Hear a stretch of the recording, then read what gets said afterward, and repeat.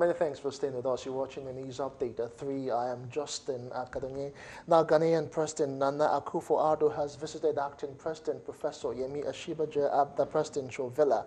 President Akufo-Addo, who arrived at the Vice President's wing of the presidential villa around 10 a.m. on Tuesday, went into a closed-door meeting with the acting president as part of his visit.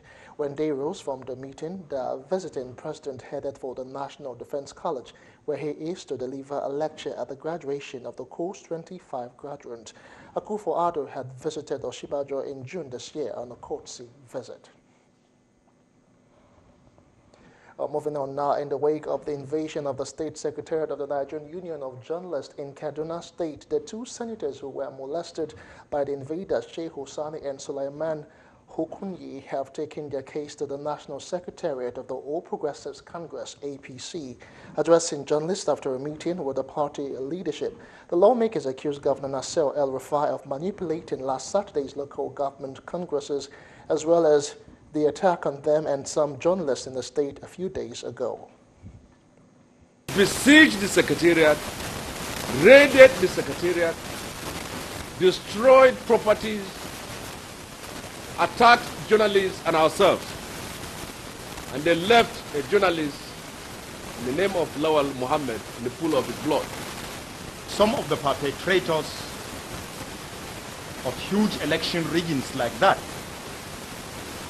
accepted within the leadership of the PDP today that they apologize to Nigerians far and wide that will not be repeated again in history. The lawmakers, however, called on the party to set up a committee to investigate the attack on the NUJ Secretariat and the purported malpractices noticed in the selection of delegate.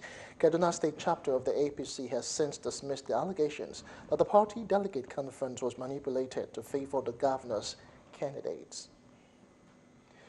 Straight now to the Niger Delta, where youth leaders from the region have blamed the federal government over what they describe as not living up to its promises, since militant group Niger Delta Avengers suspended hostilities in the region.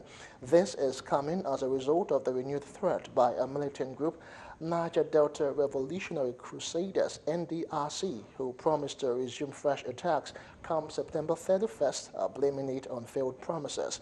The National President, Ijaw Youth Council, IYC, a youth leader and the Bayelsa Commissioner for Youth Development expressed their views. We are open to discussion. We are open to dialogue. We are calling on federal government to please come and sit down and talk to our elders, talk to the youths, because you are talking about youth empowerment and we don't know what you want to use in empowering the youths. Because it's one thing for us to sit amongst ourselves and then talk to say, okay, this is what we think we need to pursue to achieve peace. It is another thing for the government to acknowledge our efforts and then come against to us. Let's extend the dialogue with them. Before this time, they've been playing politics with the people of the Niger Delta. It's no longer business as usual because consciousness is gradually being awoken by the frustration that our people suffer. On the security concern, the Delta Police Public Relations Officer, DSP Andrew Anyamaka, said there is no development without peace.